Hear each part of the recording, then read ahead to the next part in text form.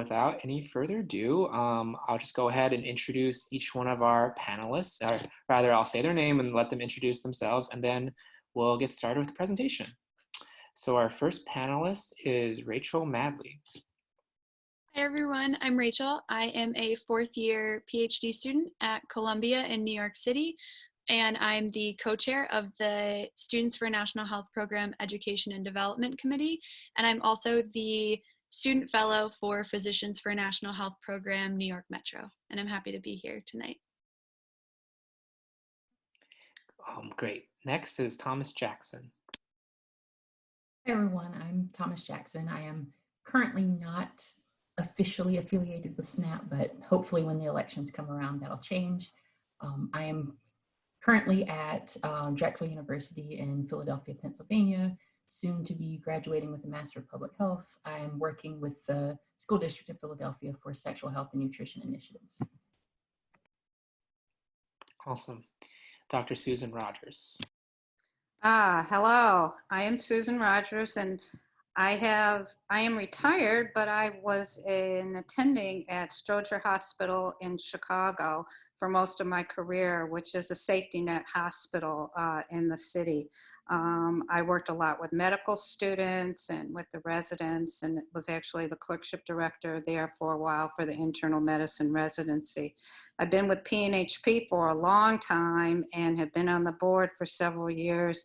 And currently I am the president-elect for PNHP, and I will assume the presidency in January of 2021.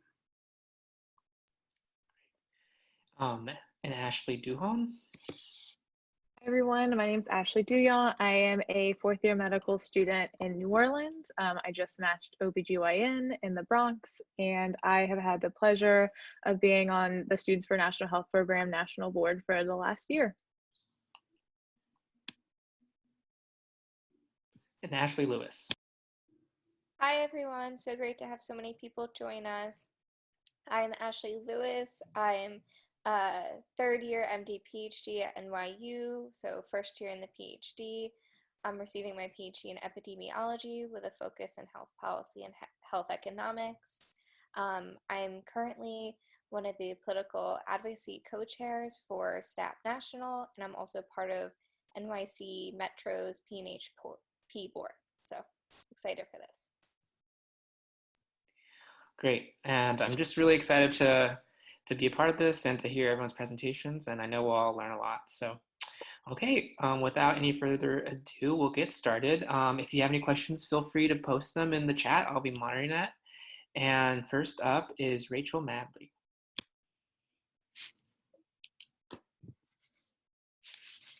Thanks, Chris. And before I start, I do want to introduce Dr. Miriam Laugesen, who also just joined us as a panelist. Thank you.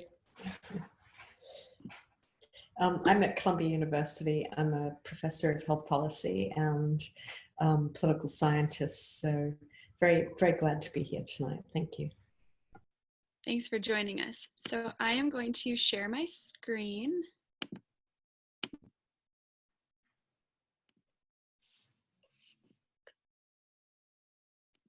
So tonight, what I'm going to be talking about is the COVID-19 situation and how it really makes a case for improved and expanded Medicare for all.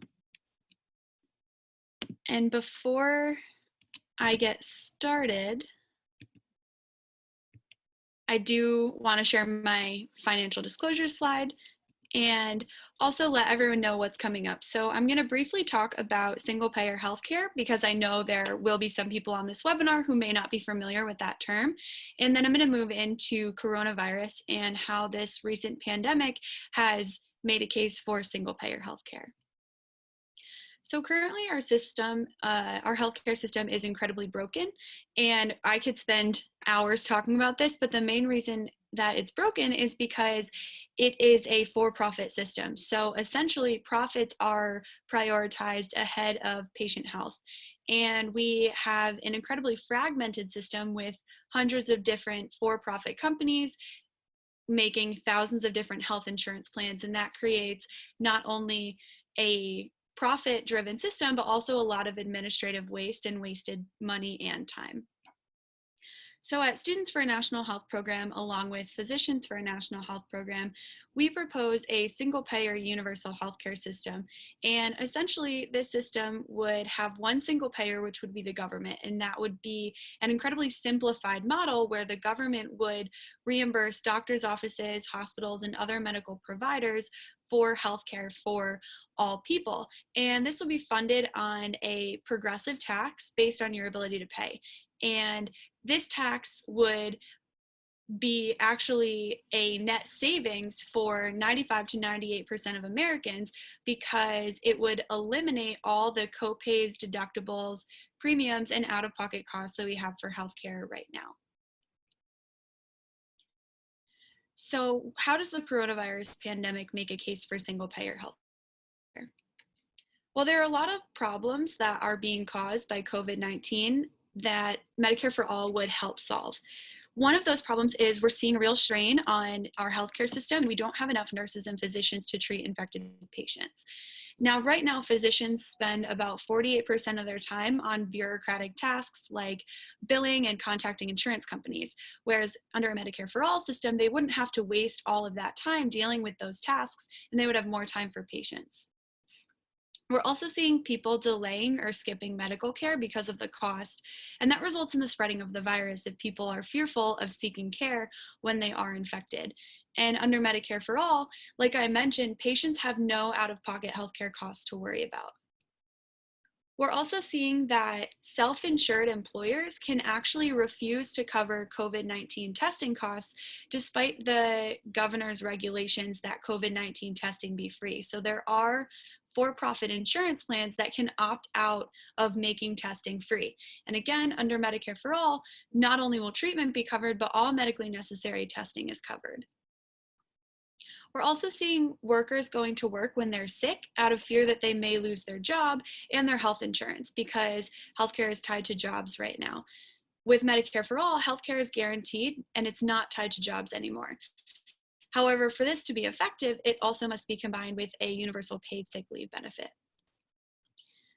When a medication or vaccine becomes available, unfortunately in our current system, it's likely that not all patients can afford it. And we're seeing this with existing drugs such as insulin. They are far too expensive for most people to afford. However, under a Medicare for All system, again, there will be no payments or deductibles or copays for patients to worry about. So we can treat everyone who needs it. We're also seeing high death rates in patients with poor health or comorbidities, and a Medicare for All system would allow a shift to emphasis on preventative care.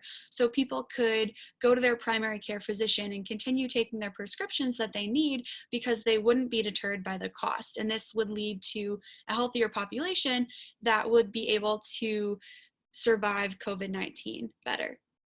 And finally, we're seeing that immigrants are fearing testing and treatment, and not just of COVID-19, really medical care in general because of the recent expansion of the public charge rule. And under Medicare for all US residents are covered for their healthcare regardless of their immigration status. So that would remove a big issue there. So how is the US responding to COVID-19? So as of this weekend, we had about 400,000 confirmed cases in the US. We had done 2.3 million tests. Unfortunately, we have over 14,000 confirmed deaths, and our first case was reported on January 21st. Now, one large characteristic of the US response to COVID-19 has been inadequate testing of our population and a painfully slow ramp up of testing. So as of March 25th, which is about 2 months after our first confirmed case, you can see here the number of tests that the US was conducting per million people is very small. And if we compare that to other countries facing the pandemic, we see that the US was actually testing less than all of these other countries. And in the case of Italy and South Korea, they were far out testing us and the US was way behind. Now, interestingly, the two countries with the asterisks, so US and South Korea right here on the bar graph, reported their first case on the same day. So it's not an issue of time because in that same time period, South Korea was able to aggressively test and the US unfortunately was not. Now, we have been able to ramp up testing a bit in the past few weeks, which has been very welcome and a good thing that's happened. So as of April 10th, the US, you can see on this graph, has moved up to about the middle of the pack, but we're still being out-tested by South Korea, Canada, Italy, and Germany. And the reason that we have inadequate testing was really nicely summarized by Dr. Fauci, who is one of the leading experts in infectious diseases. And I've put his quote here, and he adds that the idea of anybody getting a test easily the way people in other countries are doing it, we're not set up for that. And what this is really getting at is that the US healthcare system, its default setting is to ration care based on your ability to pay. So we are not set up to treat everyone and to provide universal testing that's needed in a pandemic because of our for-profit and fragmented system. There's also been a lot of confusion and worry over who will pay for testing and treatment. And you may have heard President Trump claim that insurance providers are waiving all costs and insurance providers saying they're just covering testing. And this is exemplified by just going on any for-profit insurer's website. So this was taken from Cigna, who are claiming that they are waiving cost sharing for COVID-19 testing and treatment, which sounds great. However, there are tons of loopholes. So as you'll see circled and underlined in red, Cigna will only waive out-of-pocket costs if you are with an in-network provider, if you make sure that your sample for testing gets sent to an approved lab. They're only covering this until May 31st of 2020, which unfortunately the virus will likely persist until after then. And all of their self-insured group plans, which are about 60% of for-profit insurance plans, are able to opt out of this option. So 60% of these plans don't even have to waive the cost sharing for patients. We're also seeing other health insurers have equally confusing explanations. And so this is a video that's scrolling through the American Health Insurance Providers website, showing each different company's restrictions and stipulations on what they'll cover for COVID-19. And it just keeps going and going. And if you try and print it out, it's about 35 pages of different stipulations of what they will and will not cover. Aside from covering just the COVID-19 test, there are a lot of other prohibitive costs for testing and treatment of suspected COVID-19.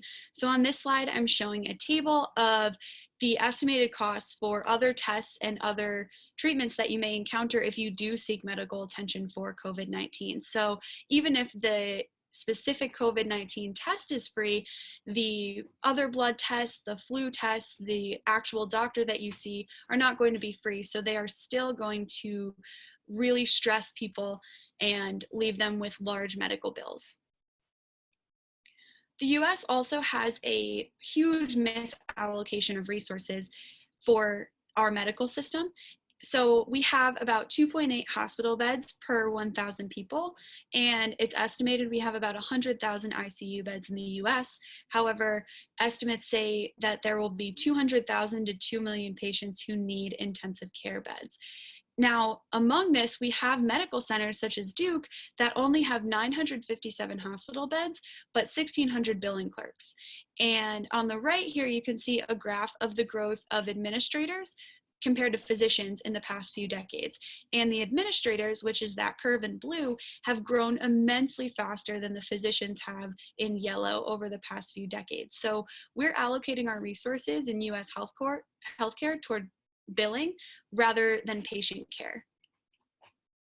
We're also seeing a lot of rationing in our US healthcare response to COVID-19. And so these are excerpts from an article, from multiple news articles that just show that we are having to ration healthcare. And this is really important and interesting because the opposition to Medicare for All often cite that they believe we will have to ration care in a single payer system.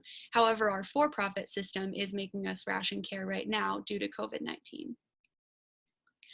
We also just have a bad policy response to COVID-19 in the US. And so there have been budget cuts and also lack of expansion of health programs.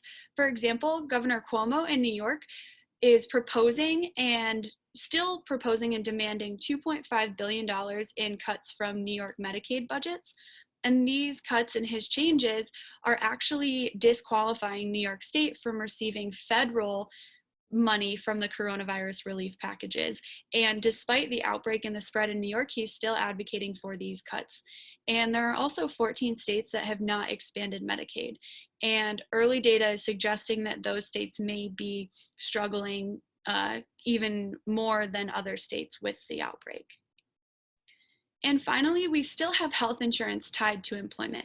So we've seen a massive rise in unemployment due to the coronavirus pandemic. And it's estimated that by June 30th, we will have 7 million more people that are uninsured because of job losses that were suffered during COVID-19. So how are other countries responding to coronavirus? Here is a graph showing the number of confirmed cases in each country. And this begins at the days since the 100th case in that country. And so you can see the pink line at the top is unfortunately the US, and we have the fastest growth compared to other countries. However, if you look at countries like Italy, which is the second blue arrow there, or Taiwan and South Korea, which are all the way on the bottom, they have very different growth trajectories. So Italy, we've all heard, has been hard hit by coronavirus, and many opponents of single payer have actually been saying it's an example of why we shouldn't have single payer healthcare.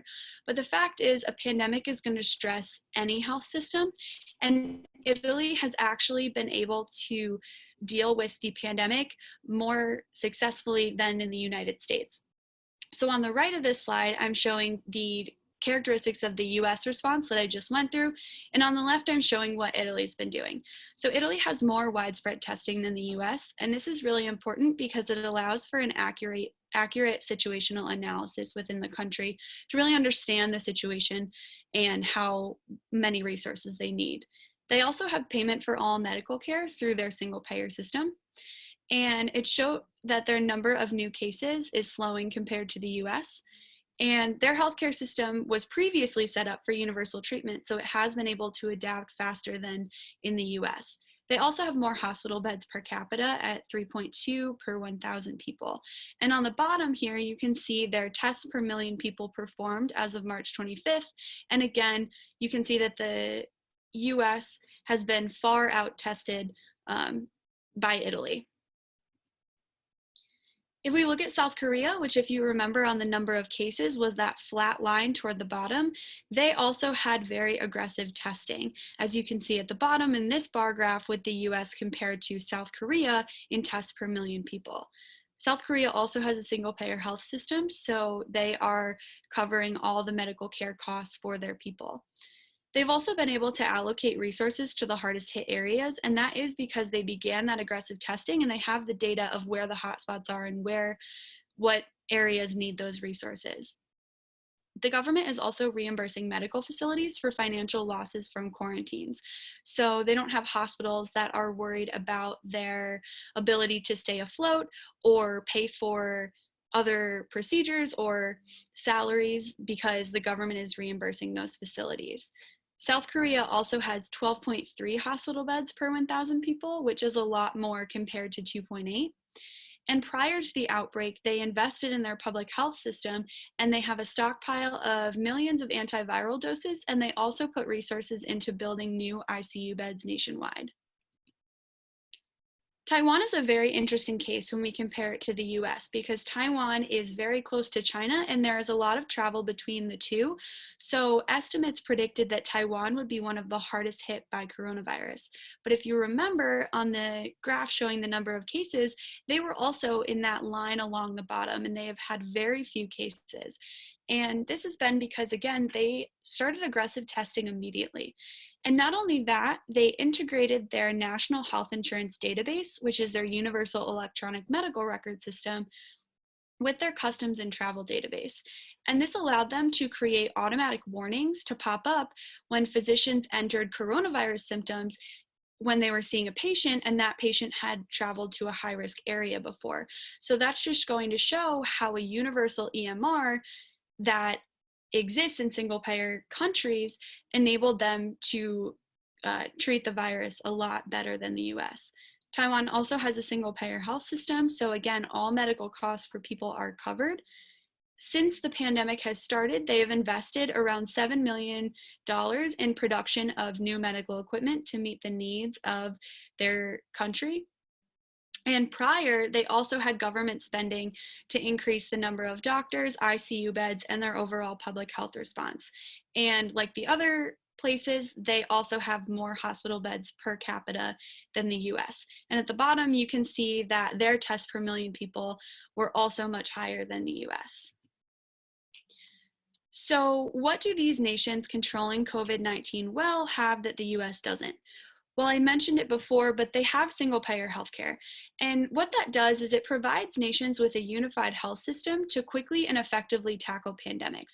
It allows them to care for everyone, but almost more importantly, it gives them an infrastructure to support the universal need that's seen during a pandemic, rather than the fragmented system we have in the US. It also allowed them to implement aggressive early testing, which, as I showed you before, the US was unable to do. They also had government investment into the healthcare system and not healthcare budget cuts like we see in the US. In addition to their healthcare system, these countries also had social protections for the people affected by COVID-19, and that could be a whole other webinar that is equally as important as the healthcare system. And one really interesting point is Taiwan and South Korea were very hard hit by the SARS outbreaks. And all of the situational analysis of their response to COVID-19 states that these places learned from what SARS exposed in their systems. So they learned where the cracks and where the gaps were in their healthcare systems, and they made sure that they patched those up and improved their system so that the same mistakes were not repeated during the next outbreak.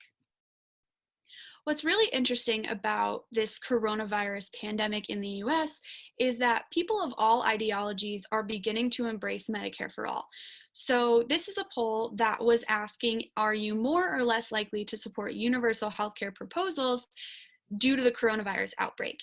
And in the red boxes, I've highlighted that there was a significant portion of adults that are more likely to support Medicare for all.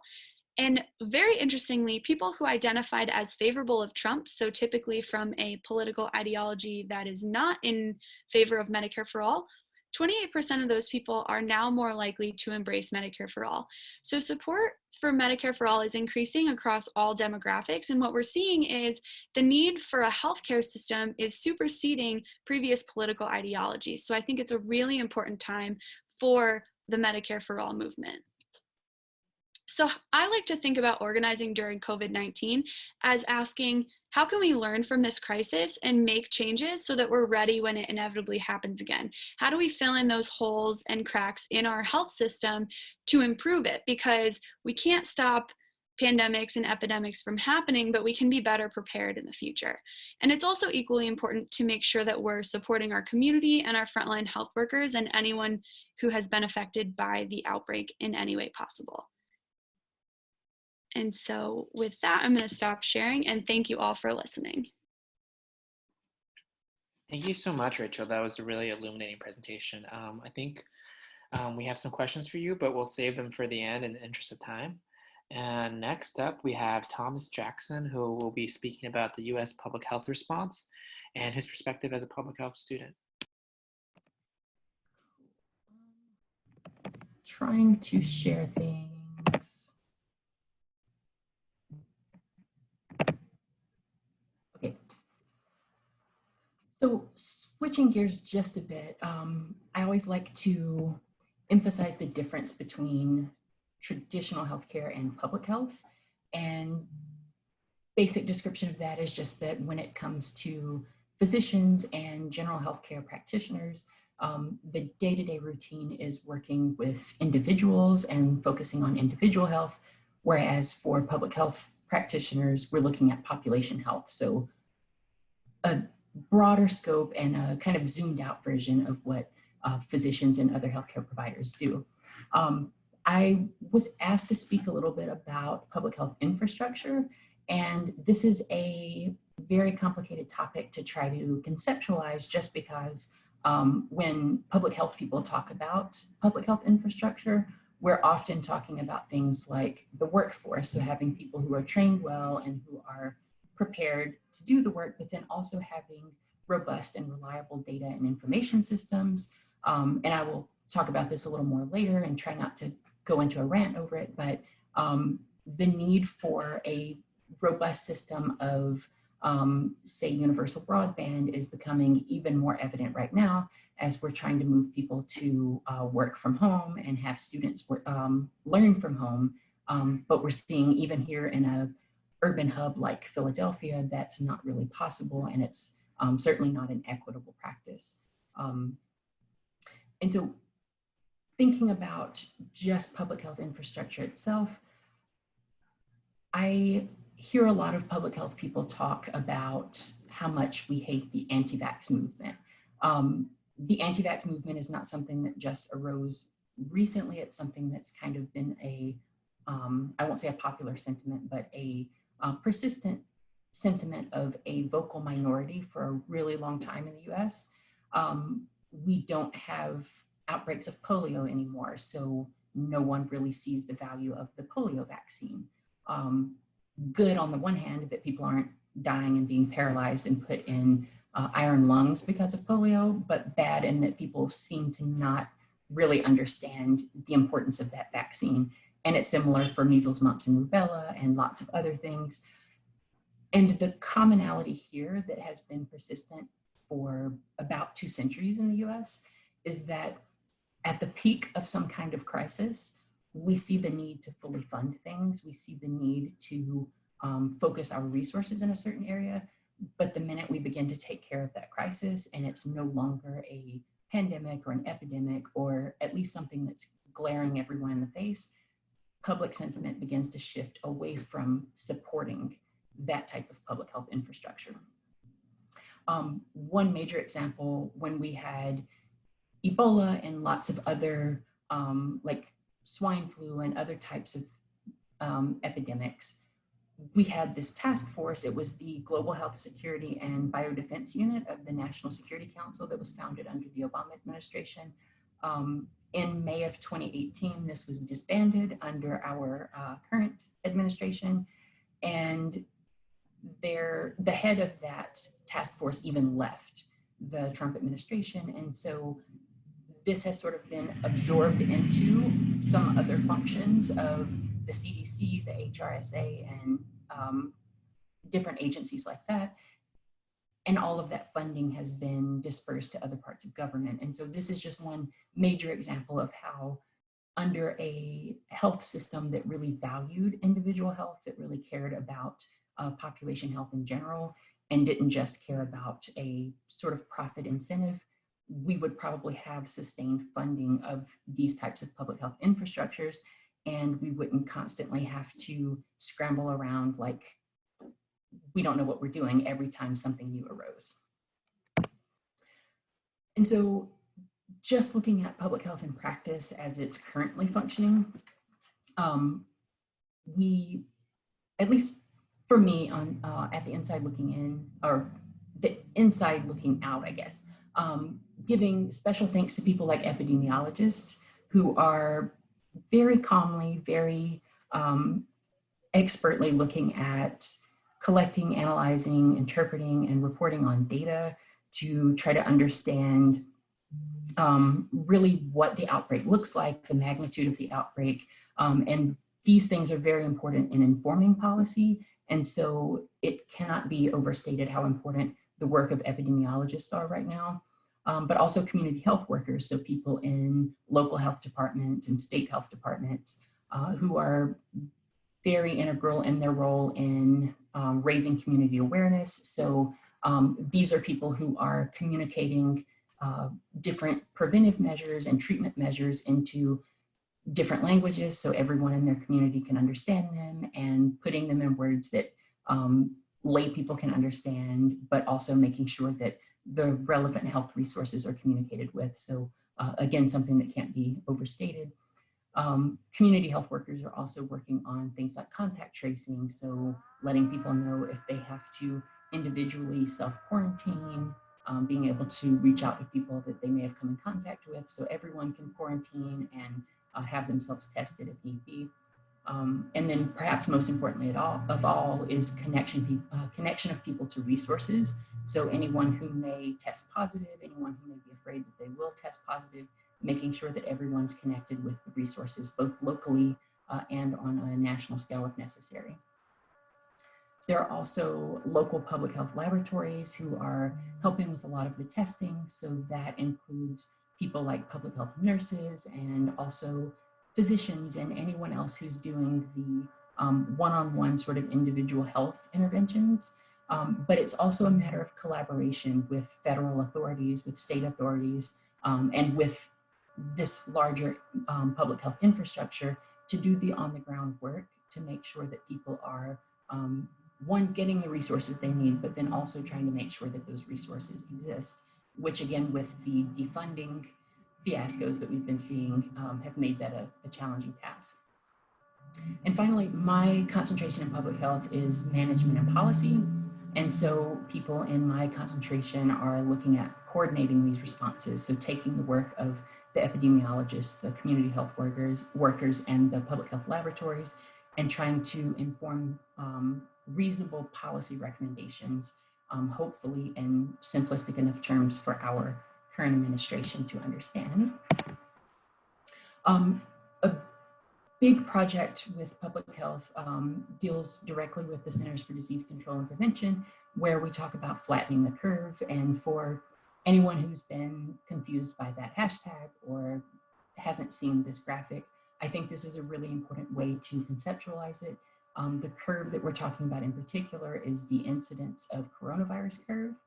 And so at the very beginning, we had this giant curve, which we're still kind of part of right now, that is exceeding the capacity of the current health system to respond to the crisis. And when we talk about flattening the curve, we're talking about trying to contain the infection of this virus to bring it back down to a level where our current healthcare system has the capacity to respond to the crisis. And so from the CDC's perspective, but from public health in general, we are largely focused on transparency. So getting out science-based information to try to squash a lot of the speculation and the not so science-based information that we get from the current occupant of the White House and others. And so in terms of recommendations and resources, I've included a couple of links here. And as Chris mentioned at the beginning, these slides will be available for everyone at the end of this. But I strongly encourage you to click on a lot of the links that I've provided here. They talk about the facts and they give you very comprehensive information about what next steps are, what's currently being done, as well as like the isolation and social distancing recommendations. I've also provided a resource guide from the CDC so you can type in a zip code and look at what resources may be available to you in your area, but also who to contact if you need more information, if you have the fear that you may be positive for COVID. And then also we are working on our own advocacy campaigns, which I'll talk about in this next slide. So our central organization for public health is the American Public Health Association.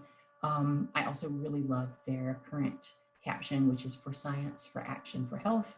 I think the importance of those three things cannot be overstated. But current advocacy campaigns that we are working on are legislation for public health resources. And again, I've included all the links for these so you can all stay up to date and keep up with these things. But in a nutshell, we are looking at legislation to include things like paid sick, family, and medical leave, and also to prioritize a more robust funding for public health infrastructure.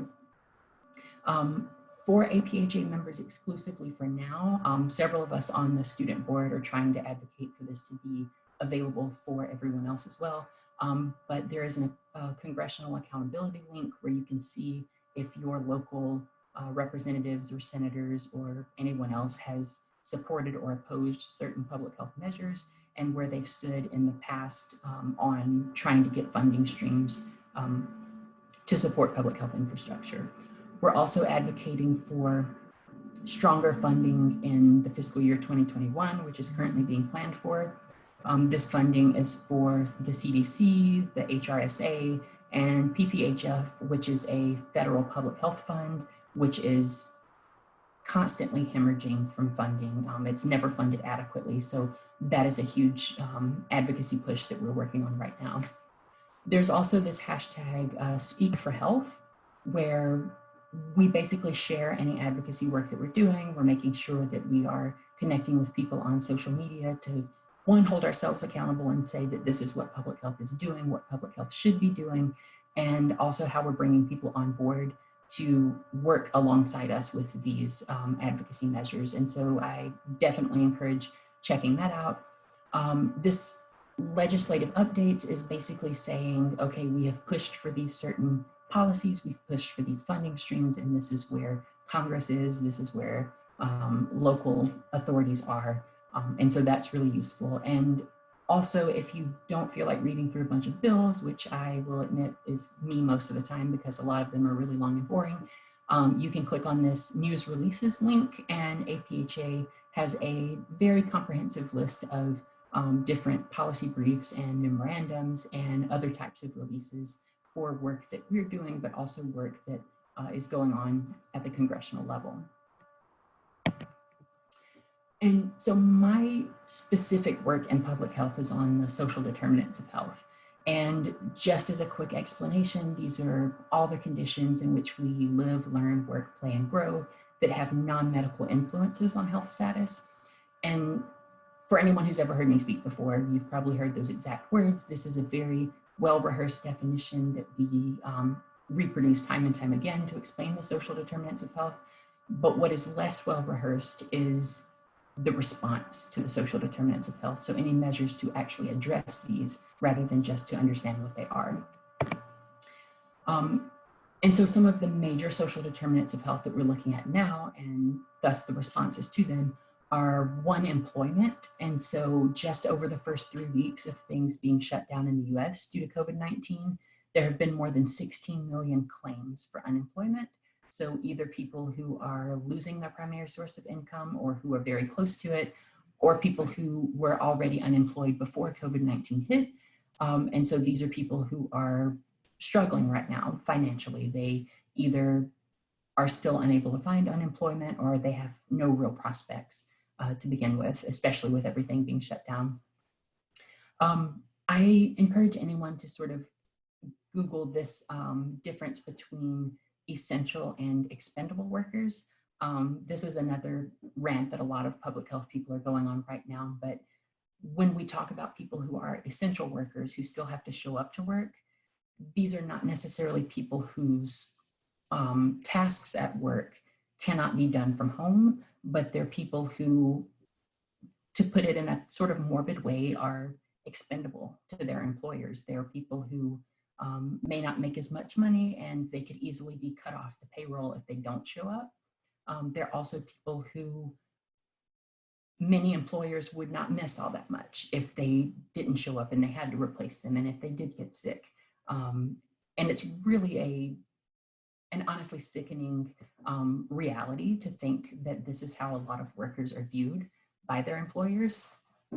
But again, this sort of gets back to the problems with underfunding public health infrastructure, because a lot of these so-called essential workers could be doing work from home. A lot of people who have been laid off and are currently unemployed could be doing work from home if we had a more robust broadband infrastructure so that people had access to internet and they were able to do these things from home. I know back where I come from in rural Mississippi, very few people have in-home internet access, and so none of those people can work from home because there's just no way to make that happen. In terms of income, very closely tied to employment, we've had the Family First Coronavirus Response Act, which looked at different paid leave and nutrition assistance, and also funding of state Medicaid. And so that was increasing the federal dollars being matched to state dollars for Medicaid. And most recently, we've had the Coronavirus Aid, Relief, and Economic Security Act, or the CARES Act. And this diagram to the right is just a quick schematic of what the stimulus packages look like. Say what you want about the fact that we are optimistically looking at people getting $1,200 a piece. We don't know when the end of this crisis will be. And so this is why a lot of legislators are fighting to get a new package passed, because some people may not even receive their first check if they don't have direct deposit on file until maybe even August. And so $1,200 is just not reasonable to tide people over for that amount of time. So we're currently pushing for more payments to be made, but we have seen some people starting to get their payments right now, and so people are able to avoid a lot of the devastating financial impacts of being unemployed. In terms of housing, I'm sure most people have seen that there's a widespread moratorium on evictions, but there is not a moratorium on rent owed. And so a big concern that people have is that while they may not be evicted for not being able to pay rent right now, they could still lose their home the moment these moratoriums are lifted, or the moment the country opens again, because they still owe rent right now. And what a lot of people are concerned about is if they're going to owe back rent. So the sum of all rent payments from this point until the country is not on shutdown anymore. And finally, a major social determinant of health that we're seeing right now is racism. And so we're seeing a lot of hate crimes against Asian Americans, and that's not helped by, I'm trying not to be too overtly political here, but a lot of people in leadership right now who are calling things based on nationality and saying that the threat is mostly Chinese people rather than the virus itself. That is very harmful rhetoric and deadly in some cases. And it's causing people to be attacked. It's causing people to face hostilities that they've never faced in their lifetime before. And so that's something else to be very aware of. But also in terms of people who are contracting COVID-19 and those who are dying from COVID-19. In Michigan, African Americans are about 133% more likely to get COVID-19. And in Chicago, African Americans comprise 70% of people who have died from COVID-19. And so this is just another testament to the fact that our current system is inherently racist, and it inherently targets people of lower socioeconomic status, of traditionally disenfranchised status, more so than it does the majority of the population. And so I wanted to talk just a bit about how public health would look under a Medicare for All system. So HR 1384, Representative Pramila Jayapal's bill in the House talks about an annually negotiated global budget that every year will value services differently. And so huge concept that, again, cannot be overstated is the value of science and the value of evidence. And this takes evidence on a year-to-year basis and says, okay, this year, this is what we really needed. So this next year, we're going to more strongly emphasize this so we don't repeat the mistakes of the past, which is the entire US history of healthcare up to this point.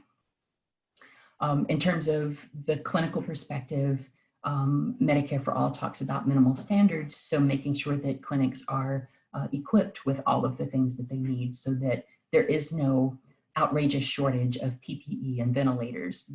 Places are equipped with what they need. In terms of rural health, I mentioned earlier that I'm from a very rural part of Mississippi. People there were recently struck by devastating tornadoes, and these are people who have lost their homes. These are people who have lost all access to internet if they had it. They've lost their electricity. These are people who cannot currently practice social distancing. They cannot live in isolation because many of them can't live by themselves at all. If their homes have not been completely destroyed, they could still be doubled up with a lot of people, a lot of family members and neighbors and other people because electricity is out and other resources are scarce. They already live in food deserts and healthcare deserts, and this has just made things even worse.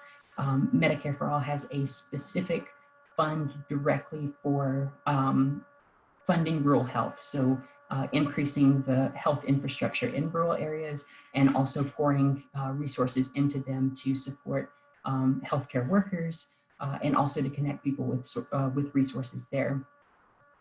In terms of preventive health, I have linked here the exact title section and subsections that talk about preventive health, but these are things that want to have a more robust fund for public health infrastructure, for other preventive health services. So looking at trying to support the development of vaccines and things of that sort. And perhaps the most important for me is the non-discrimination clause. And so this has both a very comprehensive non-discrimination statement, but also an adjudication protocol to seek legal protection for anyone who feels that they may be discriminated against in the system. And this is something that is sorely missing in our current system and allows us to prey on less fortunate people. And so under a Medicare for All system with this very strong, very comprehensive non-discrimination statement, I believe it would repair a lot of the damages that have disproportionately hurt people of minority status. And finally, something that public health people are slowly starting to put more emphasis on is mental health. And so while it is absolutely important that we practice social distancing, that we practice isolation, we have to understand the mental health toll that can take on a lot of people. And so some of the best recommendations I've seen are to try to make a routine. So even if you're not able to work or study from home right now, just try to have yourself a standard routine that you can adhere to on a daily basis. Do self-care things, whether it's downloading an app to meditate or do other types of mindfulness activities, find things that are enjoyable from home. Also taking breaks from news. The news cycles right now are very toxic, very harmful, very depressing, and that can do horrible things to mental health. So I would recommend subscribing to CDC newsletters. There are lots of very health and evidence-based news cycles that you can be a part of without seeing a bunch of pundits and talking heads talk about the death toll and things of that sort. So I think that's really important. Also things like maintaining a healthy diet, getting connected with mental health resources if you need them. I included a link for Psychology Today where you can type in your zip code and find a mental health worker near you, whether it's a psychologist, a psychiatrist, whoever. Social workers are on there as well. And then I've also provided the suicide hotline and the mental health crisis helpline. I don't think the importance of mental health can be overstated here. I think this is something that a lot of news sources are not emphasizing enough, but I think it is something that we need to be aware of for each other. And just know that no matter what your mental health situation may be, there are things that all of us are going through, and I'm sure anyone here, anyone in your family, anyone in your friends group would be more than happy to talk you through a lot of these things, connect you with resources, and make sure that no one's fighting these battles alone. And that was the end of what I had. So thank you so much, Thomas. That was a really good breakdown, and always important to keep things in mind of all those different social determinants of health. So we'll save questions and we'll pull them all for the end, but feel free to put them in the chat as well. We'll answer them as they come in. Next, we have Dr. Susan Rogers, who will be talking about COVID-19's exposure of socioeconomic inequality and health injustice in this country. Thank you, Chris. Wait, let me get my slides up here.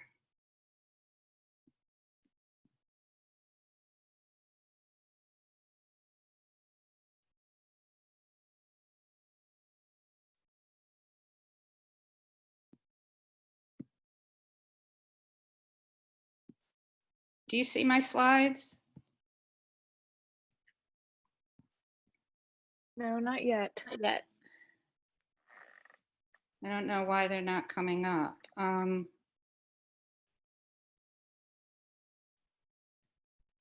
Is the share screen at the bottom, the button, is it green for you? If you click that, it should allow Okay. you. There I go. But now I see you, but I had my slides up here before. Oh, that's not it. We can see your screen now, though. Okay, so I don't know why. So if you go to the PowerPoint, we I'm should be good.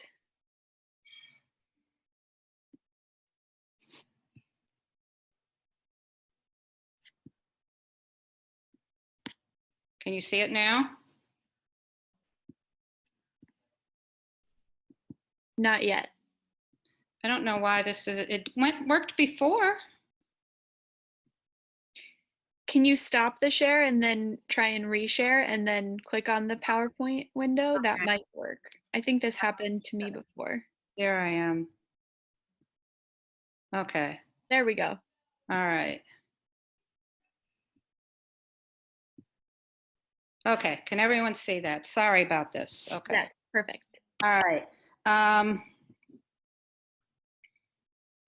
Okay, what I want to talk about is really why we have these disparities and inequities within the COVID virus infection and death statistics. And I don't know how many of you were at the summit in Denver in February, but I had talked about why we have inequities in the first place and the way the government's role has, what that role has been in creating poor communities, segregation, and all the structural racism that has made these inequities possible and legal. So, what are health disparities? Disparities really are just the differences in population groups, and they can happen for a variety of reasons. They're benign. I mean, why do basketball players get more knee injuries? It has nothing to do with race necessarily or socioeconomics, just part of playing basketball. But when we look at inequities, can everybody see the whole slide, or is it covered? Part of it. We can see the whole slide.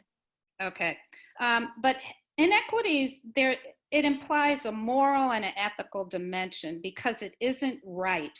The inequity is not right. It should not be there. So it is unnecessary, it's avoidable, it is unfair, and it is unjust. So when we see these inequities, we cannot blame the victim, and that's what happens a lot. You see it even with health problems. Well, the people would eat better. Well, maybe that would, but that's not going to necessarily solve inequities. One of the things that the structural racism has done in this country is it has created poverty and in such a way that actually, I think it's important to understand that white poverty and Black poverty are not the same thing. Poor white people do not necessarily live in as bad neighborhoods as Black people. The structure is a little bit different. And what this shows is that areas of concentrated poverty, and concentrated poverty is where 40% of the community lives in concentrated poverty, that is 40% below the poverty level, and that these communities, everybody is poor. So you have people who are very, very poor, and then maybe people who aren't so poor. But because the community is so poor, it doesn't have the resources available. It doesn't have grocery stores. It doesn't necessarily have drug stores. It doesn't have good education. There's little access to transportation. It is not necessarily safe. You tell your patients to walk every day, it may not be safe to walk. And if you look at what shows there, white people, out of all the poor people in the country who are white, only 5.5% live in areas of concentrated poverty. Whereas if you look at Black people, 25% live in areas of concentrated poverty. So white people are living in areas where everybody is not poor. However, more Black people live in areas where everyone is poor, and that makes a big difference in the resources and the opportunities that you have. And this is just some statistics by city. If you look at Chicago, if you look at the city as a whole, it's 30, 30, 30. 30 white, 30 black, 30 Hispanic. However, if you look at the communities, it's a very, very segregated city. And you can see why cities like Chicago have such inequity in some of the statistics that we have. Let's just talk a little bit about essential workers, because those are the people who are not given the choice of whether they could not go to work. They had to keep coming to work because they needed to get paid. And essential workers are often the low paid workers on the income scale. And when you think about it, why is it the people who are most necessary get paid the least? That is not right. That is structural, and that is something, it has led to the income equality that we have in this country, and it's that people don't appreciate what you do in terms of how necessary it is. And if you look at these jobs, a lot of these are low-paying jobs, and there are a lot of jobs that minorities have. And most workers who work at high risk, who are at higher risk of a job loss, are often low-wage workers. If you look at who works in the hotel industry doing housekeeping, if you look at who works in restaurants, and all of these things, who does childcare server, even healthcare, there's a lot of home care aides, a lot of people work in nursing homes. Those are not necessarily high-paid jobs, and they're at higher risk of job loss due to COVID because they can get sick.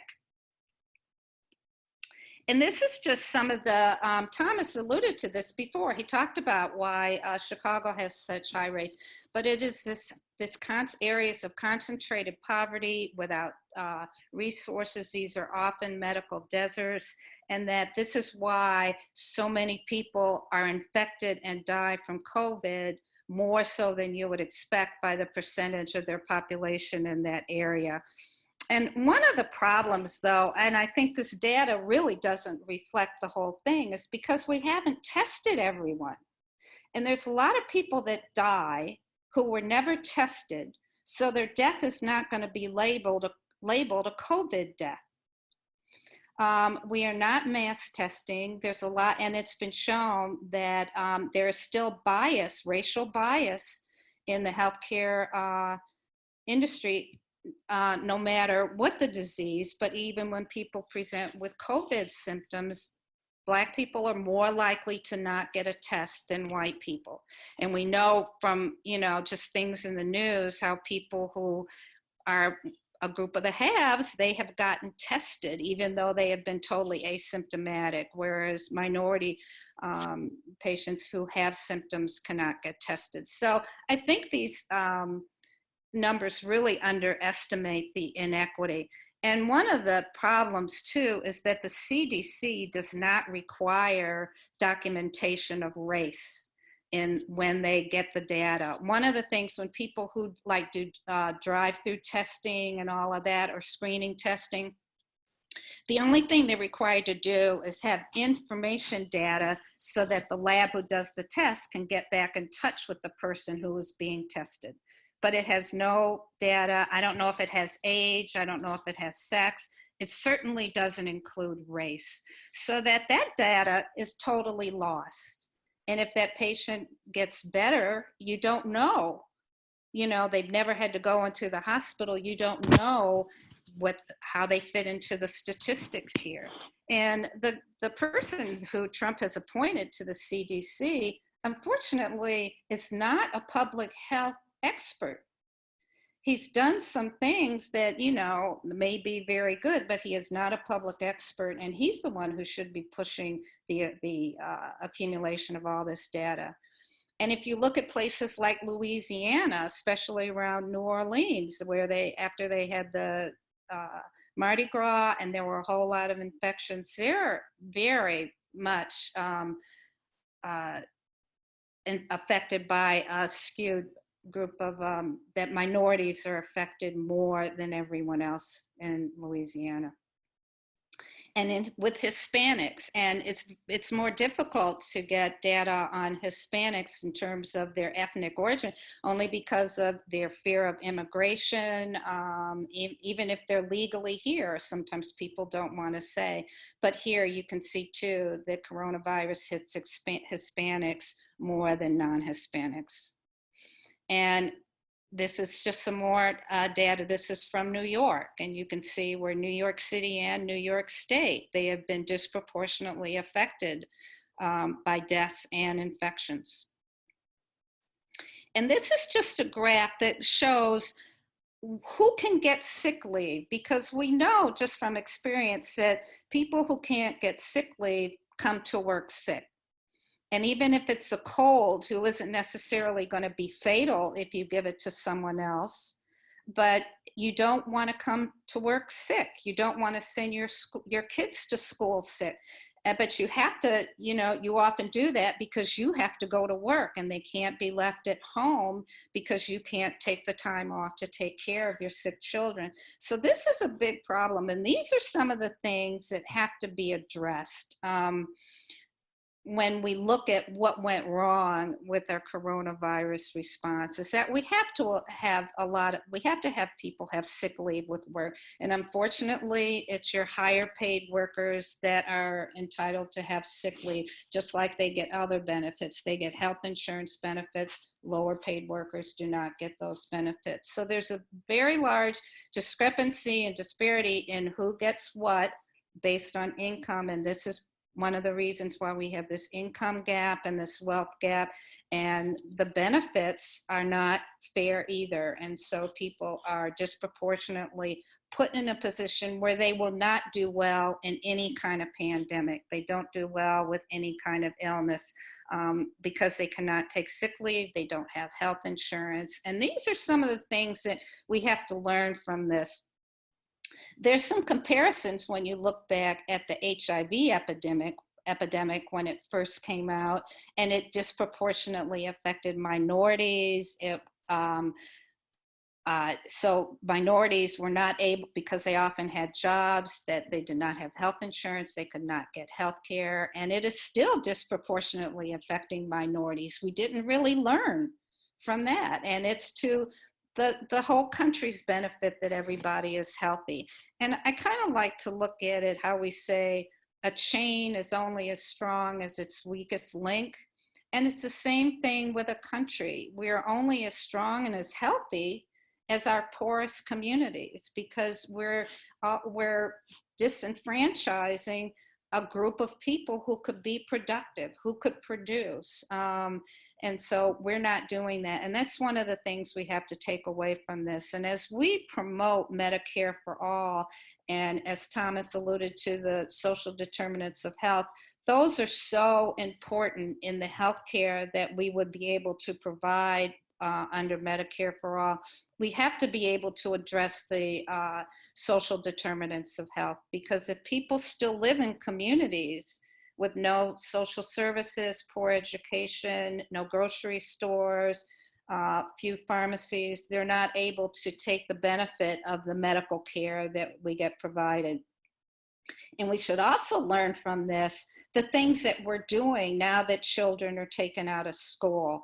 And there's a lot of children in poor communities that don't have access to a laptop. So now we have found the resources to give them a laptop. Why weren't we doing that before? They needed a laptop before.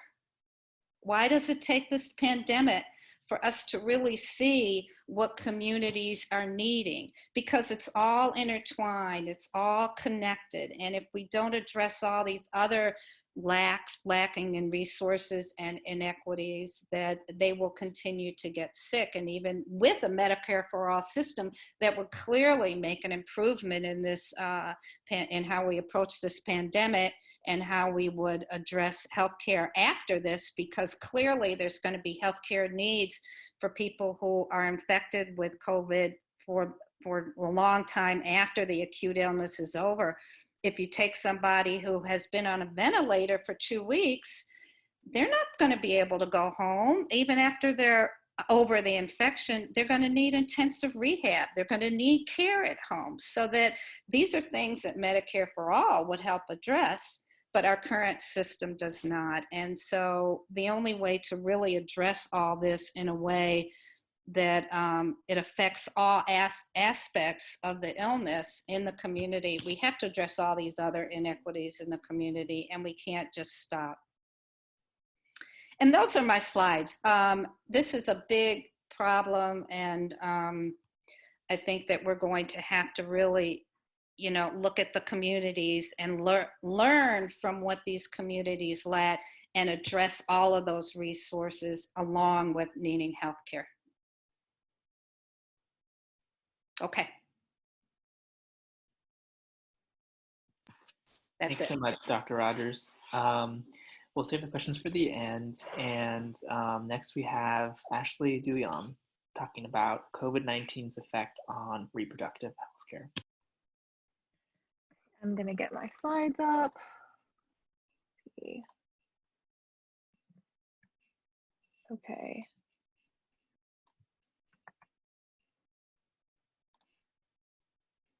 Can you all see the slide? Okay.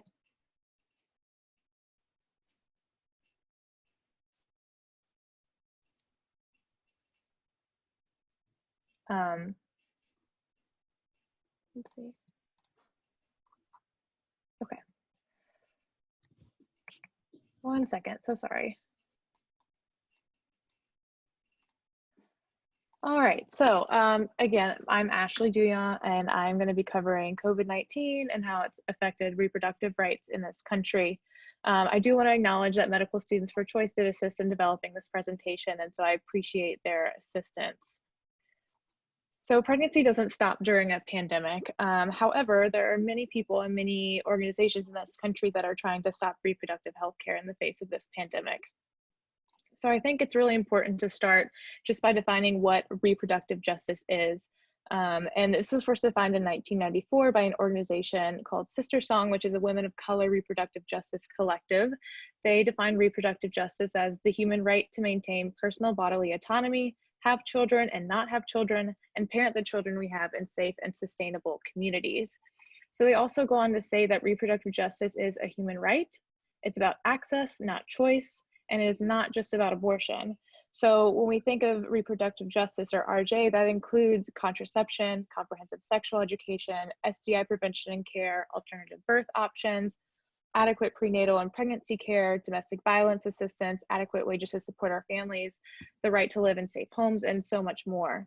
And I think it's important to point out that these, especially these first two bullet points, really sound familiar to what we advocate for with Medicare for All. So PNHP and their vision of a single payer system does include reproductive health care. And this includes all aspects of reproductive health care that would be included for single payer health care. When we advocate for Medicare for All, we're advocating for high quality, accessible, comprehensive healthcare coverage for all in America, and this includes all aspects of reproductive health. So just some points on this slide of how those who advocate for reproductive justice and those who advocate for Medicare for All are really in line. Ginny Brown said in an op-ed that guaranteeing health insurance to all would actually enhance women's economic independence, because healthcare would no longer depend on employment or marital status. So the employment aspect of this is huge, and it's something we're acutely seeing right now as millions in our country are filing for unemployment, as has been mentioned, and with that are potentially losing their health insurance coverage at the same time. So a big component of this, though, that I haven't really heard often talked about myself is also the marital freedom that could come with Medicare for All. With improved and expanded Medicare for All, health insurance coverage would no longer have to be tied to a partner. Also, coverage of long-term care is something that we advocate for. And under the current system, long-term care is most often provided by family members, usually being women. So the coverage of long-term care with Medicare for All would give more freedom to those who are required with the current system to serve in those caregiver roles for their families. And then finally, under a single payer system, there would be less opportunities for attacks on abortion and contraception access. So big corporations would no longer be able to decide if their employees can get contraception through their insurance, and states would no longer be able to limit the access to abortion. It would be universal through a single payer system. the way that things are now, there's a lot of opportunities for attacks on reproductive health care. So I've included in the slides a few of the landmark cases. I'm not going to go into them in much detail now, just for the sake of time, but when these slides are sent out, if you are interested in learning more, certainly go through some of these. Just briefly, Roe versus Wade is the 1973 Supreme Court decision that legalized abortion in the US. Planned Parenthood versus Casey was a 1992 decision that actually introduced the allowance of states to restrict abortion as long as it does not pose a quote unquote undue burden, which the term undue burden is something that has been very widely disputed in the courts ever since then. The Hyde Amendment bans the use of federal medical funds for abortions. And as Chris mentioned, I think in one of the Q&A answers, that we would have to repeal the Hyde Amendment in order to cover reproductive health care with Medicare for all. This functions as a rider on congressional appropriations, so it has been reapproved every single year. And approximately 1/4 of women who would have had Medicaid funded abortions instead give birth when this funding is unavailable. So this amendment is the biggest obstacle to abortion access, especially for women of color. However, it's important to remember that even if the Hyde Amendment was gone and Medicaid covered abortion, there would still be many women who could not afford it. And then just briefly, 2 gag rules that were put in place by the Trump administration. Title 10 is a federal program that's dedicated to providing family planning services for low-income patients. So in March 2019, the Trump administration put in place that any facilities that received Title 10 funding could not conduct any abortion referrals or any abortion-related activities or procedures. This really put those clinics in a dichotomy where they either had to decide to continue providing those services and not receive funding, or to receive funding and not be able to provide those services or referrals. And then the global gag rule was actually reimposed and expanded by the administration on Trump's first business day in office in January of 2017.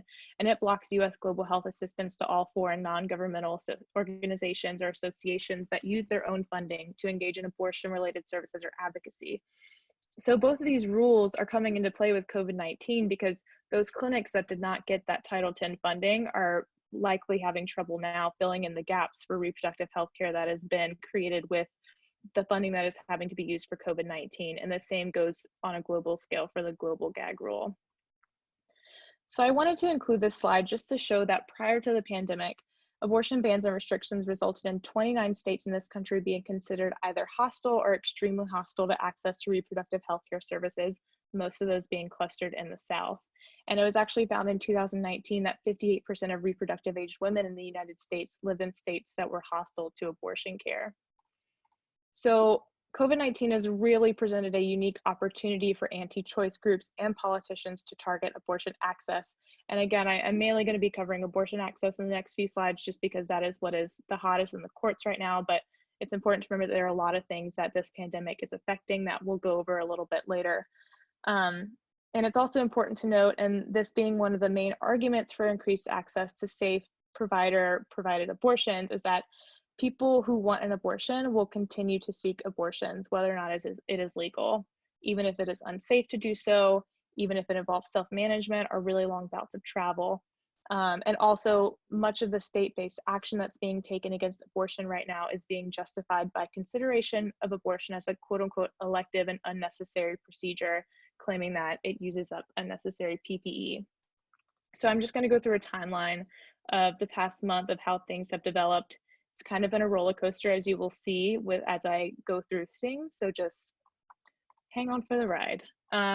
So on March 18th, about a month ago, ACOG, which is the American College of Obstetricians and Gynecologists, actually released a statement with 7 other organizations stating that abortion should not be categorized as a procedure that can be delayed during the COVID-19 pandemic, and they still stand by that statement.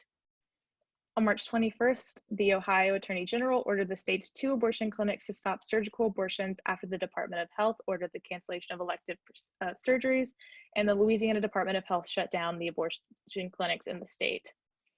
On March 22nd, Texas Governor Abbott issued an executive order to cease medically unnecessary surgeries and procedures, and the next day, on the 23rd, the Attorney General stated that abortion providers are among those who must cease procedures deemed not medically necessary. And this is the start of a long road with Texas over the next few weeks. On March 24th, the Mississippi governor promised to take action against the state's only abortion clinic, although he did not specify what action would be taken. 50 anti-choice groups wrote a letter to Health and Human Services Secretary Azar asking to cease abortions in the U.S., stating that abortions would free up much needed medical equipment and decrease the demand placed on ERs due to complications from both medical and surgical abortion, protecting women who will, without doubt, need follow-up care, including infection treatment and transfusions from the nation's emergency care centers and hospitals. Now, it's important to note here that the complication rate for abortion treatment is 2% or less, depending on the procedure and depending on the study. And so, you know, the statement that women would have to come in, or patients who receive an abortion have to come in with all these complications, is not necessarily founded. And also in this letter, they asked to ensure that telemedicine abortion is not expanded during the crisis and maintain the FDA limits on dispensing of chemical abortion or medication abortion, since telemedicine at this point cannot be used for abortion services in many states in the US. Also on March 24th, the Oklahoma governor issued an executive order postponing medication and surgical abortions. And again, this is important to pay attention to as well, because as medication abortion could be consulted for and prescribed via telemedicine, technically not requiring any or very, very little PPE, you know, medication abortion doesn't really make sense in these bans. However, depending on the state you're in, there are currently restrictions for using telemedicine for any abortion-related visit. So next, on March 27th, Iowa Governor Kim Reynolds states that the order to suspend all non-essential medical procedures in Iowa includes surgical abortions. March 30th was actually a pretty good day. U.S. district judges in Texas, Ohio, and Alabama blocked the emergency ban on abortions in those states. 21 Democratic attorney generals sent a letter to the Health and Human Services Secretary and the FDA Commissioner asking to allow telehealth for prescription of medication abortion, and 2 out of the 3 Louisiana abortion clinics resumed operations. However, the next day, on March 31st, the Court of Appeals in Texas ruled the abortion ban back into effect. On April 1st, the case in Iowa was dropped and an agreement was made between the two parties that physicians are allowed to make case-by-case decisions on whether patients will receive abortions during the pandemic. On April 6th, a federal district judge granted a temporary restraining order through April 20th on the ban in Oklahoma. However, 2 days later, the Attorney General in Oklahoma filed an appeal in the Court of Appeals. On April 9th, investigations began in Louisiana for abortion clinics that were still performing procedures after the executive order to halt all elective procedures, and the same U.S. district judge in Texas granted the request by Planned Parenthood and other clinics to allow non-surgical abortions by medication or abortions if delay would take the pregnancy beyond 22 weeks, which is the legal limit in Texas. The state immediately appealed this decision. And on April 10th, the Court of Appeals again upheld the Texas ban on abortion, but they did leave the exception for when a delay would result in the pregnancy reaching beyond the 22-week limit. Ohio temporarily extended the restraining order on their ban, extended it 14 more days. It was supposed to end today. And the Mississippi governor banned all elective surgeries, specifically citing abortions being included in those surgeries. And most recently, on April 11th, on Saturday, there was an emergency request sent to the Supreme Court to hear the case to uphold the Texas ban, meaning that these abortion fights have now officially made it to the Supreme Court. And yesterday, a U.S. district judge in Alabama, the same one who had made the previous decision, upheld its decision to allow Alabama clinics to continue providing abortion care after hearing arguments for that case. So things are a little up in the air in most states. I think Texas is the biggest, most concerning case at this point, being that since this has made it to the Supreme Court, the Supreme Court could potentially make a decision that could overturn a lot of the protections that are provided with Roe versus Wade. Of course, this is theoretical, but it is a concern that is at the top of many people's lists. A couple of additional things that COVID-19 has impacted in the reproductive health care world that I wanted to mention is that the risk of pregnant patients and their infants is still unclear. So we really do need an enhanced focus on primary prevention for pregnant patients and increased funding for reproductive health care, which is something we need regardless of this pandemic, but so that we can study COVID-19 specific effects on pregnancy. And then finally, as I mentioned, due to the lack of Title X funding, health centers are hurting right now, and it's really preventing the administration of non-abortion related care during the crisis.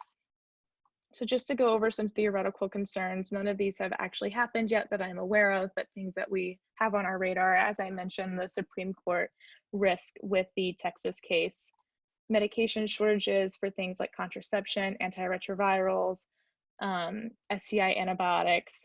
As China has pulled itself out a lot of the production, it is a large part of the supply chain for pharmaceuticals. So that is a theoretical concern that we have. Shortages of sexual and reproductive health services providers as they're being diverted to the COVID-19 front lines, decreased funding for reproductive health programs, and decreased access for patients that are relying on free or subsidized care, again, as that funding is being diverted to COVID-19 related efforts. A big one that I'm personally concerned about is that as public transit is becoming less available, running less often, patients who rely on public transit for healthcare access are going to have trouble getting to their appointments when they still have them during this time.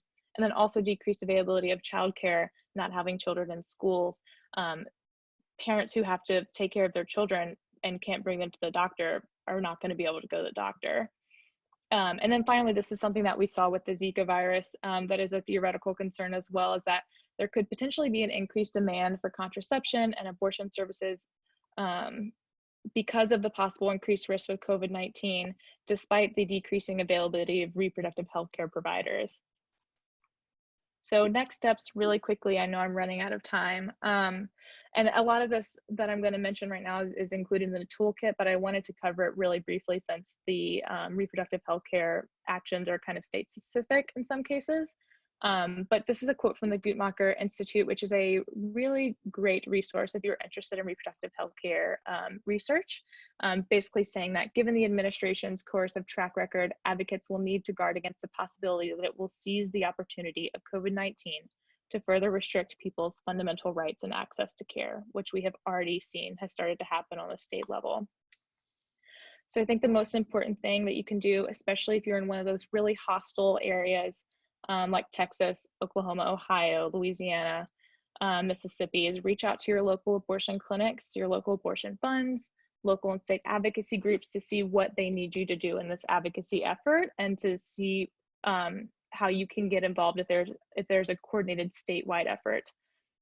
We have a couple things in the toolkit for specific actions. Nationwide asks include eliminating the ban on public and private health coverage for abortion care and increasing the funding for reproductive health care related research. And then state dependent asks include allowing the use of telemedicine for abortion care to increase access to that service, and allowing all advanced care providers to prescribe medication abortion. Both of these things are state specific, and in the toolkit I have the specific states for each of these asks listed.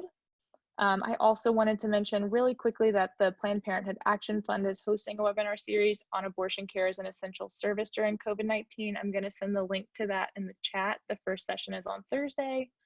And then I believed I covered the majority of questions that were submitted prior to the presentation, but if there are any that I missed, and if I notice that I missed any, I'll make sure to cover them during the Q&A session.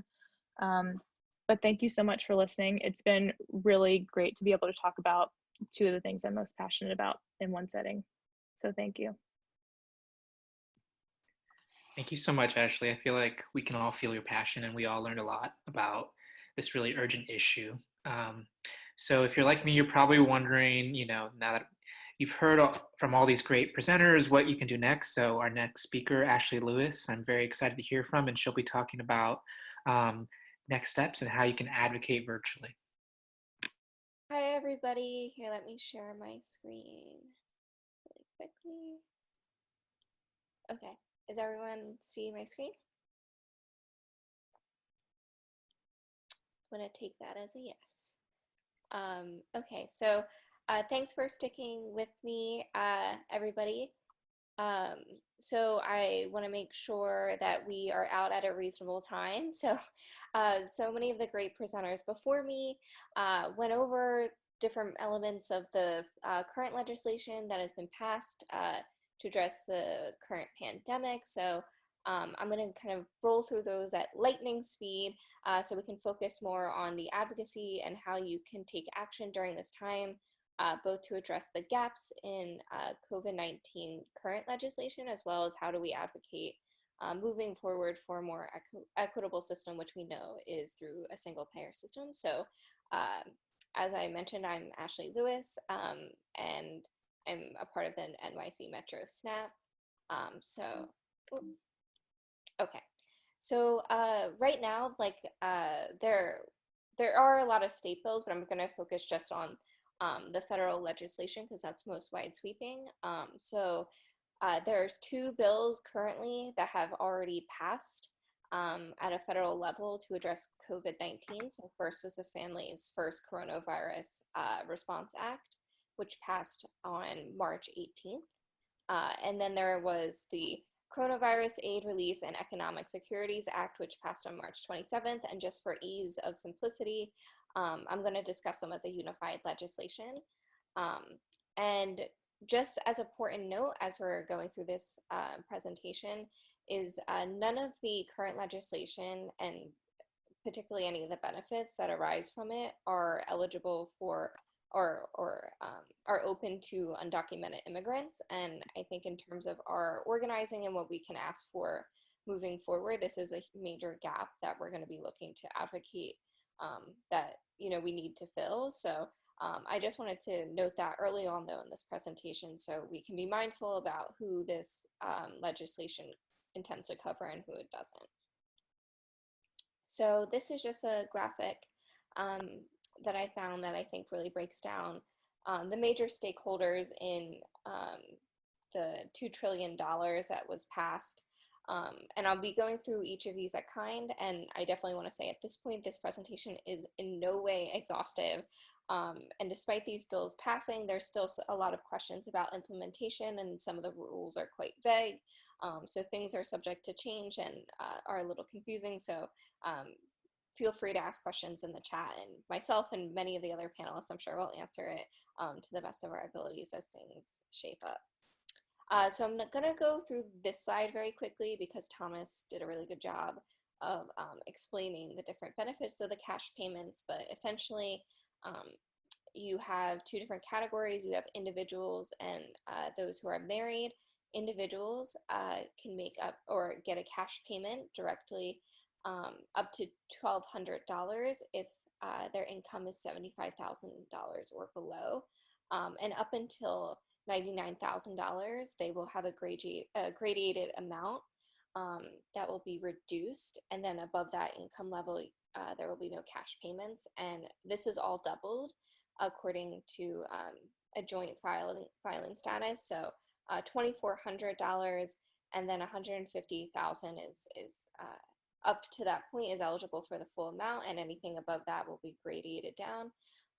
And in addition, there's $500 for each child that is eligible for, and these are calculated based on your 2018 or 2019 tax returns or your Social Security benefits. So essentially as well, oh, and let me be clear, these are just what individuals get, and I'm going to be mostly talking about what individuals get in some of the healthcare, because this is the thing that's going to affect most of us as well as our patients. So I think it's just best to kind of get our footing here. What the legislation does is it broadens the eligibility, increases the benefits for individuals, and unemployment payments are variable based on where you live. So states have different amounts that they give you, as well as the amount of time that people are allowed to be on it. So these variabilities are going to be maintained, but across the board, there's a certain federal increasing of the benefits that were passed with the legislation. So one of the major ones was $600 on top of whatever the amount the state generally gives. So $600 plus whatever you normally get in your state's unemployment benefits. And this boosted payment is going to last for 4 months. In addition, the amount of time that an individual can be on unemployment has been extended by 13 weeks. And I think a really important feature of what we saw with the legislation is this includes gig workers and self-employed and freelance workers who have traditionally been excluded from unemployment benefits. So I think for people whose economic and standings is more precarious, which are generally freelance contract workers or gig workers, have a little bit more of a secure economic standing with the legislation in the sense that they can now qualify for unemployment. I'm going to go through this quickly, but a major addition to these legislations were expansion of paid leave, because paid leave is, as we noticed in some of the other presentations with Dr. Rogers, is not guaranteed universally across states. So this provision of the legislation is motivated to increase the amount of paid sick leave as well as the family sick leave that workers are eligible for. Importantly, though, full rate payment, so like getting paid leave at your full rate, you're only eligible for that if you actually are either demonstrating symptoms or being advised to self-quarantine from a medical professional, and this lasts really only 2 weeks, so up to 80 hours. Otherwise, if you're caring for a child or somebody else in quarantine or who might be sick, you are eligible for those paid leave, but it's at 2/3 of your normal regular rate. So this is a slide I want to dwell on slightly, as I'm conscious as well as of our time that we have. And Rachel went through this, I think, really well. So I just want to pick a few of the points that she talked about in her presentation and talk about them. So something that the CARES Act particularly required was that all private insured plans covered COVID-19 testing and eliminate its related cost sharing, which is, I guess, good, but it's very inadequate in terms of how much more we're going to need. And mainly because one of the biggest costs that we're anticipating is cost sharing for treatment is still not mandated to be waived. And when it has been voluntarily waived, there's really minimum protections and a lot of loopholes. And I think something that's really we've talked about in the last few years, but has not been properly addressed in a federal level is the protection against surprise medical bills. So a recent study by the Kaiser Foundation showed that in pneumonia-related hospitalizations, which is not dissimilar to COVID-19 hospitalizations, that up to 20% of those had an out-of-network physician caring for it, which introduces the potential of having surprise medical bills. So this is really a urgent, part of the legislation that is a gap that we need to address. In addition to that, we have, and this is with a changing quite rapidly as hospitals and the Trump administration are trying to divvy up the $100 billion that is being allocated to hospitals, but how to cover our uninsured populations. So right now, the current stance of the Trump administration is that hospitals, if they are going to receive any federal funding from the current legislation that has passed, they need to not directly bill any of their uninsured patients. And all of this funding is going to be coming out of the $100 billion that is allocated to hospitals who are addressing the COVID crisis. Hospitals are arguing that this is completely inadequate to cover even regular operating costs at the increased capacity, let alone including the cost of uninsured. So I think this is definitely a part that is dynamic, and we will probably see changes to figure out how are we going to actually cover our uninsured. And I think just again, as single payer advocates and people who are advocating for a transformed healthcare system, I think this is really the time we need to be emphasizing the foolishness of tying private healthcare to jobs. So I think that is just something to keep in mind moving forward. So I'm going to run through some of these quickly. So, and again, these slides are going to be available. So feel free to look at your leisure, and I have notes written too underneath, so you can get more information. But some have talked about this as a corporate bailout, and just so you can get a little bit more understanding of that, $500 billion is eligible for corporations to take out loans. This will have to be paid back, but there's very little oversight in terms of protecting workers from the corporation who are receiving these loans. The only restrictions are to airline companies who are receiving monies, and there's a few restrictions, but generally it's a little bit of a free-for-all. So that's my summary of that. So another thing that we're really looking to protect is our small businesses and our communities who are struggling to keep their doors open. So there's emergency grants that are eligible for immediate operating cost, as well as a great expansion of the forgivable loans available to small businesses. And a contingent part of that is that 75% of whatever loans they get must be to maintain payroll and go to payroll.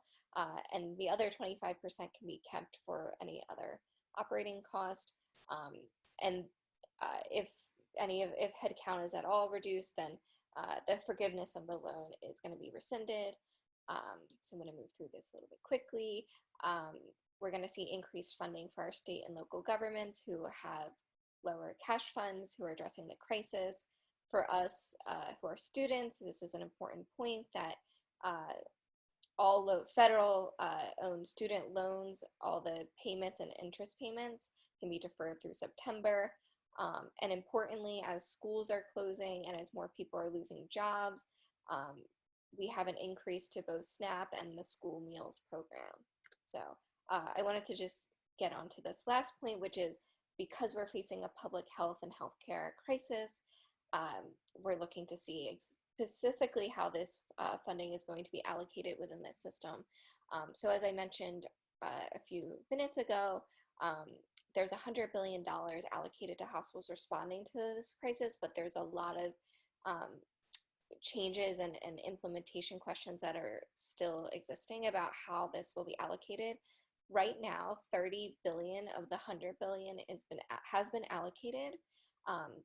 The way it's been allocated is based on Medicare revenue of each hospital and not actual coronavirus need. So that has been quite controversial, just because the funding might not be going to the hospitals that have the most strain based off the coronavirus demand. So the rest of the 70 billion is not clear how that's going to be allocated or if it's going to follow the same formula.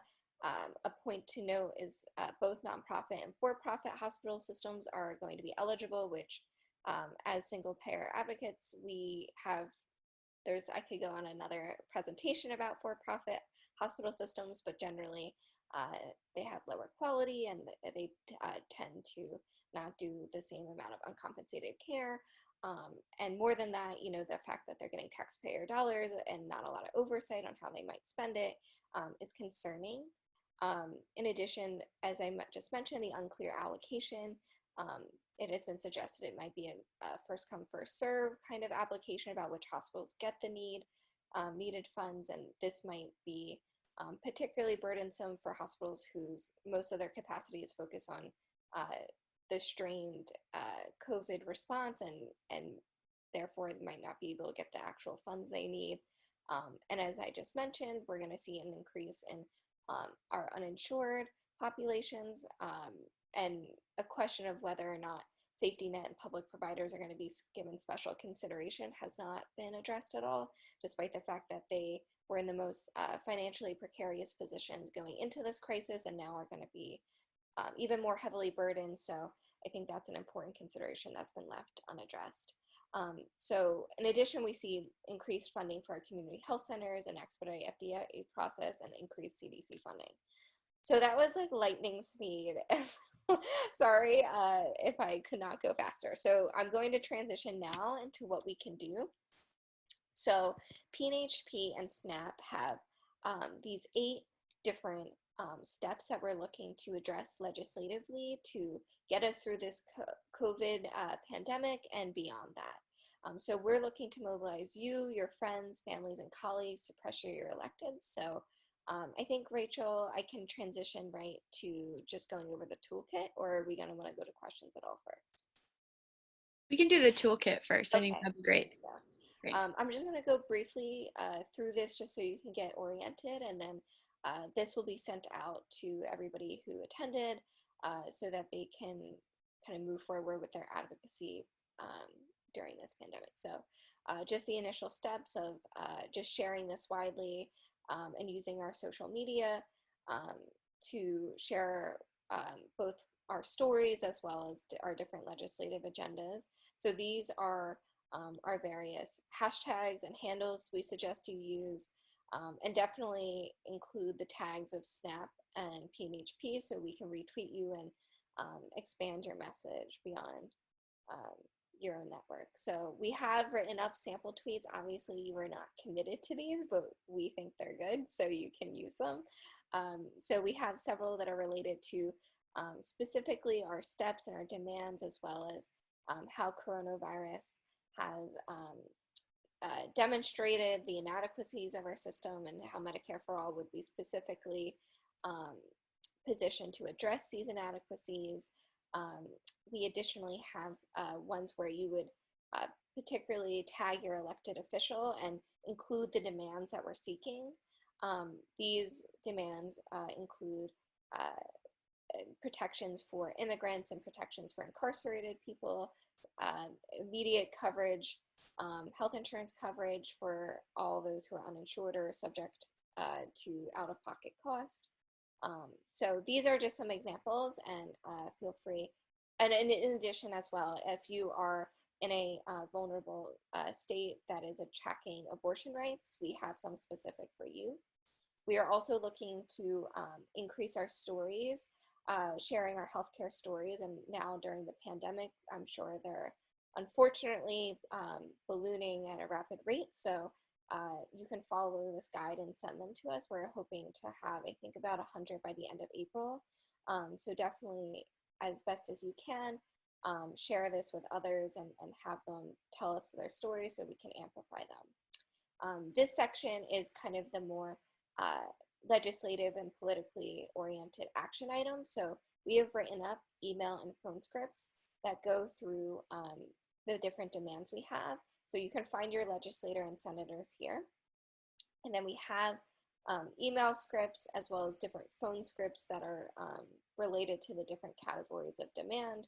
And then we have a pretty extensive, again, if you are in a state, for all states, but then also specific states, some really specific advocacy actions that you can read through that Ashley has taken a lot of time and care to write up.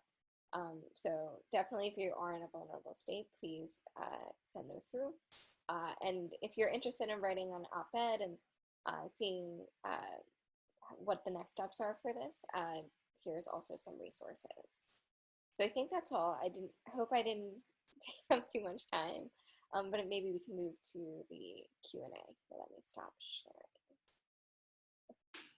That was great. Thank you so much, Ashley. So now I guess we'll move into the Q&A portion.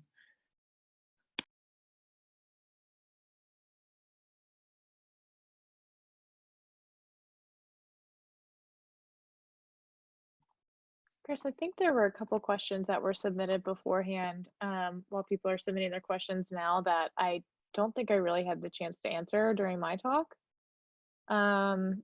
So one of them was, are places like Planned Parenthood still open? What are ways we can help right now, which I think I did address, but in the future, what are some sustainable plans to put in place to ensure people can safely access the care they need?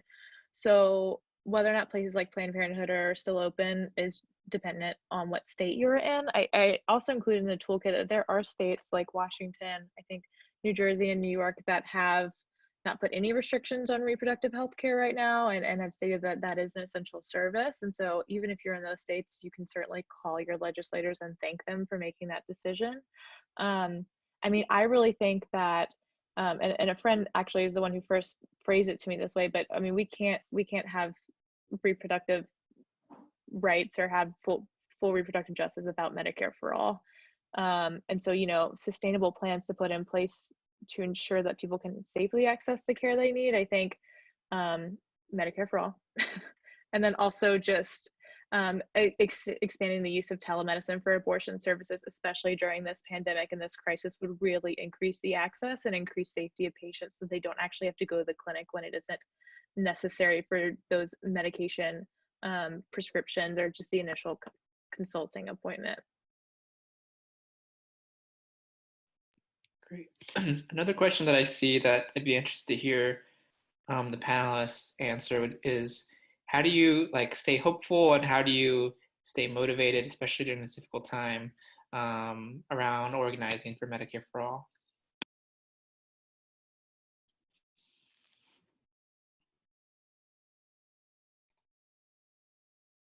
Can I address that, Chris, for a sec?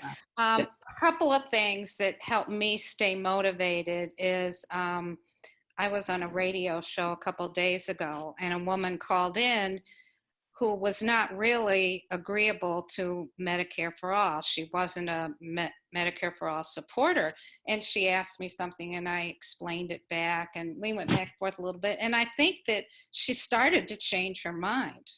And so it's that positiveness when you can, a lot of it does require one-on-one to get people to see to really listen to what you're saying and not feel pressured because of other people around them or whatever. And they may be a little bit more open to what you're saying. So that helps me a lot, is getting positive feedback from people that I've convinced or at least agreed to think about it.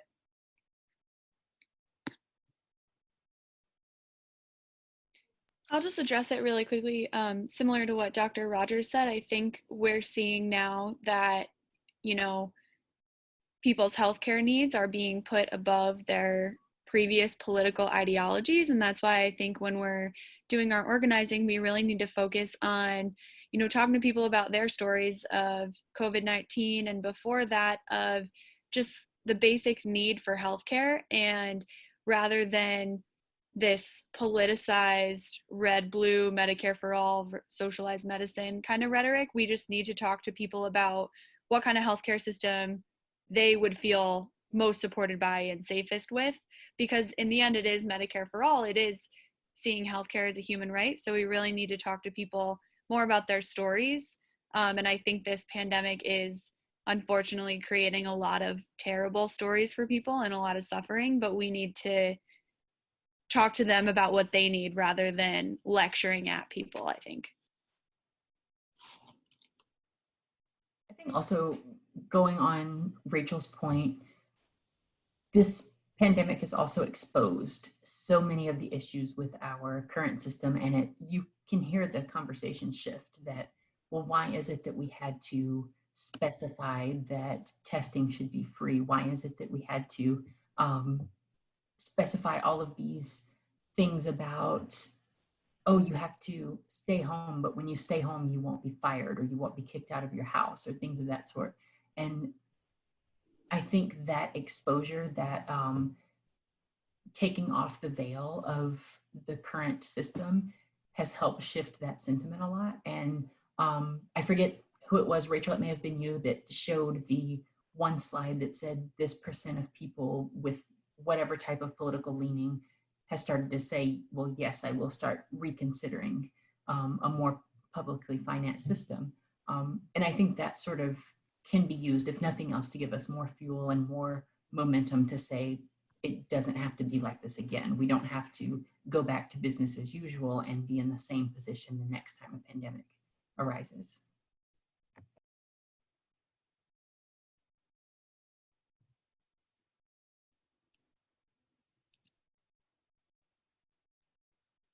Great. I'm just looking through some of the other questions. I think we covered most of the questions that were addressed. So unless anyone else has any other questions, I think, we've gone a little bit over time and we can go ahead and call this a wrap. But just wanted to thank all the panelists for their generosity and all the attendees for your attention. And we'll be sending out the PowerPoint presentation as well as the toolkit soon. Chris, if I could just add something really quick, I also forgot to say thank you to Sarah Hill, who helped develop some of those advocacy steps for me. She's a student at Albert Einstein. She's awesome. And I forgot to specifically mention that, so I wanted to make sure to give her credit where credit is due. Absolutely. Thanks so much to everyone who joined. We really appreciate it. And be sure to use the toolkit to advocate virtually during this time. Yeah, and if you have any questions related to politically pressuring specific electeds, feel free to reach out to SNaHP National, specifically the SNaHP Political Action Committee. And if you're looking to take that on as a chapter, we've been working with chapters for over a year to pressure their electeds for single payer, and now's the time. Yeah, I'd just like to say thank you all for putting this together. I think the SNaHP chapters are really what's going, the energy and the enthusiasm and your passion about Medicare for All is going to get us over the edge. And I think in your lifetime as physicians, there will be Medicare for all. So glad you're doing this. Thank you. And thank you for joining us. Sure, anytime.